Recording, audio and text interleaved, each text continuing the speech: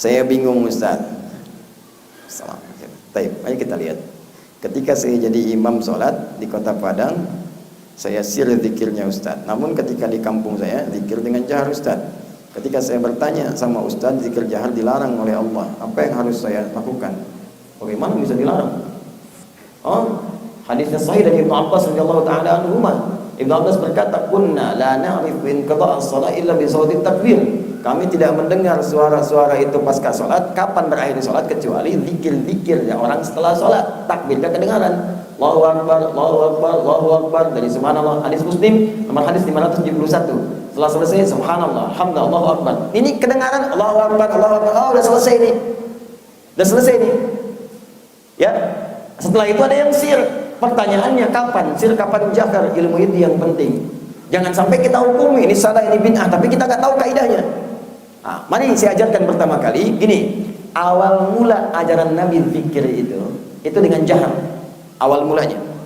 Hadis Muslim nomor hadis 571. Hadis Muslim nomor hadis 573. Ketika Nabi selesai salat, Nabi menghadap kemudian ke jamaahnya. Kadang miring setengah, kadang miring lurus, kadang tidak menghadap. Lalu beliau mengatakan, ya, perhatikan, subhanallah, subhanallah, astaghfirullah, astaghfirullah, astaghfirullah, Allahumma antas salam, minkas salam, tabarak ya dzal jalali wal ikram. Sekarang naik sini Mas, satu orang.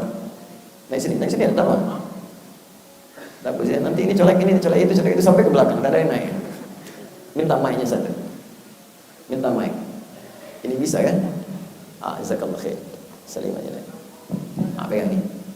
Sini ya, ini. Ada sini, dekat sini. Ya, sampaikan ya. Saya ulang. Ya, sampaikan ya. Sekarang ya. Subhanallah walhamdulillah wala ilaha illallah wallahu akbar. Ya. Subhanallah walhamdulillah wala ilaha illallah. Allahu akbar. Kedengaran? Ibu dan bapak, bayangkan kalau pertama kali Nabi selesai sholat, kalimatnya begini. Bagaimana bisa kita tahu sekarang ada astagfirullah, Allahumma antas salam? Bagaimana bisa tahu? Kenapa itu kedengaran oleh sahabat? Karena Nabi bimbing dengan keras awalnya. Astagfirullah, Allahumma antas salam, minkas salam, tabarakta ya dzal jalali wal ikram, la ilaha illallah wa la syarika lah, lahul mulku wa lahul hamdu wa ala kulli syai'in qadir. Bahkan ada yang setelah itu mengatakan hamdan katsiran thayyiban mubarakan fi, kedengaran oleh Nabi. Bahkan ada yang mengatakan Allahumma ya Allah innaka antal ahad as-samad alladzi lam yalid wa lam yulad wa lam yakul lahu kufuwan ahad, Allahumma ighfirli, kedengaran oleh Nabi. Sampai apa respon Nabi? Nabi tidak pernah mengatakan bid'ah.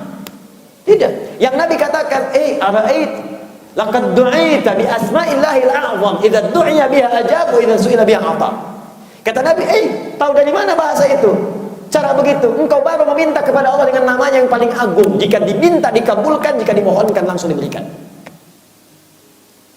Tapi setelah itu, setelah paham dibimbing, paham astagfirullah, paham Allahumma antas salam, paham kemudian dengan kalimat thayyibah, paham dengan doa, masing-masing berdoa. Karena doa itu biasanya hajat masing-masing. Maka berdoalah dengan sir, minta. Ada orang minta keras, ya Allah, ya Allah, ya Allah, turun ayat, engkau berdoa kepada Tuhan yang bukan tuli. Minta aja dengan baik. Turun Quran surah ke-7 ayat 205. Wadhkur rabbaka fi nafsika tadarruan wa khifatan wa dunal jahri minal qaul.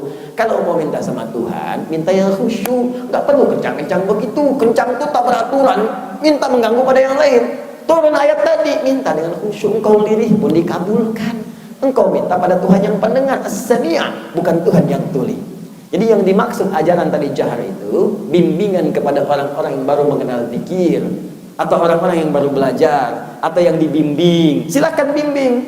Karena ada kelompok orang awam kalau nggak dibimbing nggak zikir. Pergilah ke kampung-kampung, datang ke daerah-daerah Jawa, sebagian kampung kalau nggak dibimbing itu pergi semua. Nggak berpikir, maka dibimbinglah di situ. Kalau sudah advance dan naik, sudah kelas, sudah paham, cukup sir saja. Silakan sir masing-masing. Paham ya? Assalamualaikum warahmatullahi wabarakatuh. Assalamualaikum warahmatullahi wabarakatuh. Astagfirullah. Oh, advance. Tidak. Oh, ini kelasnya kelas pemula nih. Bukan. Itu sesuai dengan hajat hidupnya. Paham? Mau di sini terus? Khair insyaallah.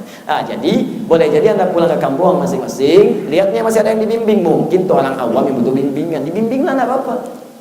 Ya kan zaman Nabi pun ada, zaman sahabat ada. Balik lagi ke Padang, sudah paham semua, sihir, enggak apa-apa, silakan. Dua-duanya benar. Yang salah? Tidak baca pun tidak salah, cuman kehilangan keberkahannya. Ya, hati-hati ya, hati-hati di sini. Jadi yang saya harapkan kita belajar sehingga kita bersikap bijak. Kadang-kadang orang yang belum tahu itu bukan dimarahi, tapi diberitahu. Ingat, orang yang belum tahu bukan dimarahi, diberitahu. Nggak tahu dia sab mesti lulus, enggak, bukan dimarahi. Woi, kapan? Apa nggak paham tuh usia 30 tahun, 50 tahun masih begitu aja? Marahlah dia.